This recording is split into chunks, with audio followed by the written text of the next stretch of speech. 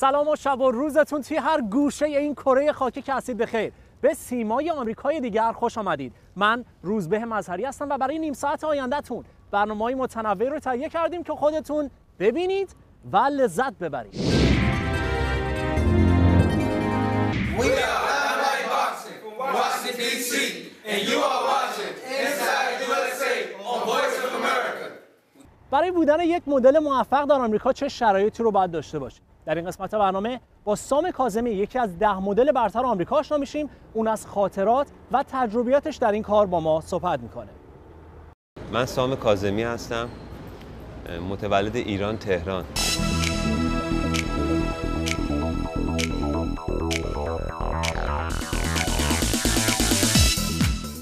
اولین باری که این کار رو شروع کردم از طریق دوستم بود که استارت این کار برای من خورده شد و مدل انتخابی برای ایشون شدم واسه دانشکده سوره. از اونجا بود که به این کار رو آوردم و علاقه‌مند شدم.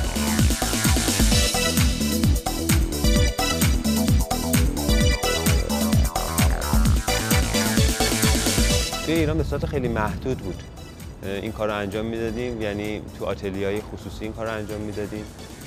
بعداً کارامون رو پوستر می اومد، با توجه به اون تیشرتایی که می‌پوشیم یا شلوارایی که می‌پوشیم تو سطح تهران یا تو ایران پخش میشه.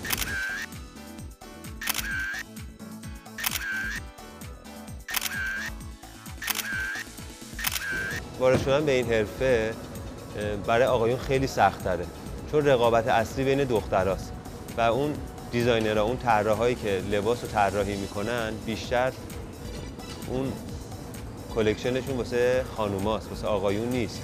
مثلا برای اون کمپ خودشون کلا 2 یا الی 3 تا مرد بیشتر احتیاج ندارن. پس به خاطر همین رقابت توی آقایون خیلی سخت‌تر و تنگ‌تر میشه که باید به بدنمون برسیم، به اون شیپ بادیمون برسیم، به تغذیه‌مون برسیم، به خوابمون برسیم که تا همیشه خب چهرهمون خسته کننده نباشه، همیشه اون حالت استایل اصلی یه مدل رو داشته باشه.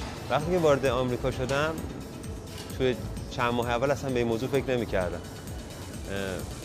بعد از یه مدتی خب به عکسام که نگاه می‌کردم متوجه شدم که خب من این کارو خیلی دوست داشتم و این کار رو تو چند تا کشور مختلف انجام داده بودم و تصمیم گرفتم که شرکت کنم. زمانی هم که شرکت کردم سازمان، اون تشکیلاتی که بود خیلی متفاوت بود با کشورهای دیگه. شاید نزدیک 300-400 تا مدل اومده بودن، هم مدل‌های خیلی خوب، خیلی معروف. و وقتی زمانی هم که شرکت کردیم اسم منو خوندن رفتم، اونجا به من رأی دادن، جزو آقایونی که انتخاب می‌کردن جزو نفر، یعنی عضو نفر دوم شدم و خیلی برام خوشایند بود که به این برای اولین بار توی کمپ مدلینگ امریکا وارد شدم. بعد بین این همه امریکایی دومین نفر رأی رو به من دادن. اونجا بود که خیلی مشتاق‌تر شدم و تصمیم گرفتم به صورت حرفه‌ای دوباره کارم رو همینجا ادامه بدم.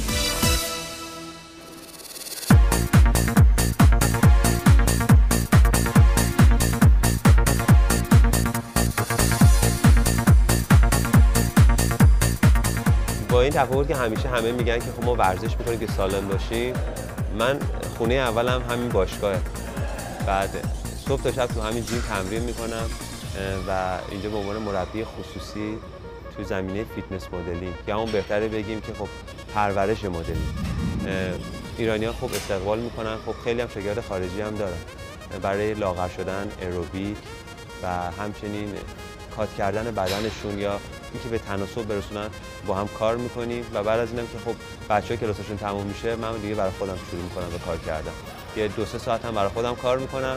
امیدوارم که خب همیشه همینجوری اشتیاق داشته باشم توی زمینه باشم.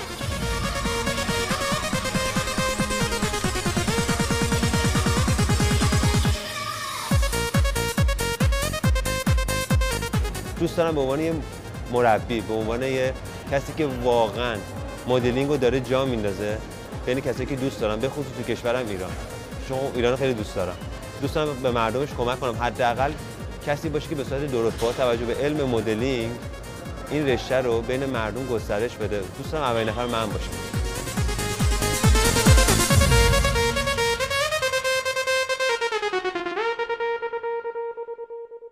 خب این بود سیمای آمریکای دیگر و امیدوارم که خوشتون اومده باشه. منتظر پیشنهادات و نظرات شما برای هرچه بهتر کردن برنامه خودتون.